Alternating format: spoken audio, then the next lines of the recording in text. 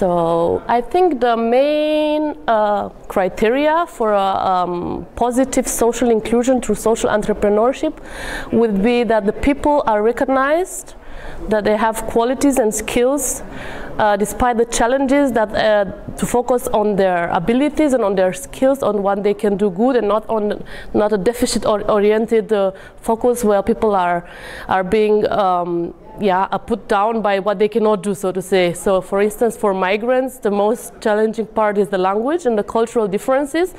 When you arrive in Germany, you cannot express yourself, whether you study or not, or you have a lot of knowledge, you cannot express this knowledge. So that is one of the main challenges.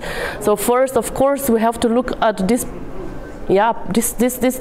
necessary improvement, constant improvement of educational language skills. This is the key to be able to live in Germany and to be successful in Germany and to have a successful entrepreneurship here, because otherwise you cannot communicate with people and you cannot understand their cultures and the rules. So you have to know the legal requirements, you have to be able to communicate and understand the way they think, their mentality. So the most important thing is the language.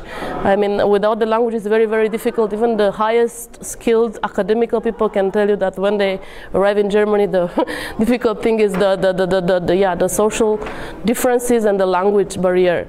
And I would say that for me, I studied psychology and sociology at the beginning. This was the biggest challenge, how to learn German as soon as possible, and I focused all my strength on this task, and while ignoring some of my skills, ignoring what I could do. I could speak English, French, Romanian, Spanish, Italian even, but I was always focused, but I cannot speak German. So because of this, I cannot do many things, because I cannot speak so good German, so I cannot express myself at the academic level or the entrepreneurial level that people will take me serious. So that is the most, that is the biggest challenge, and this affects your self-confidence.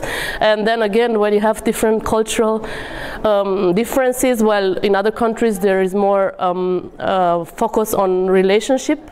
In Germany, the focus is on being on time, being on point, talking fast, don't show your emotions, don't let your presentation be affected by emotional factors. So everything has to be very, very rigid, and the criteria are different. So sometimes these are challenges for me, and that is why I started my initiative, which is in the direction of emotional and cultural empowerment, to bring back this positive aspect that can also help us to express ourselves and be more confident about ourselves, because without this it's very, very hard to succeed in any field of life, or in any to achieve any milestone, so to say. So for me, the most important prerequisition, so the most important criteria is language, to learn a language, and then the self-confidence.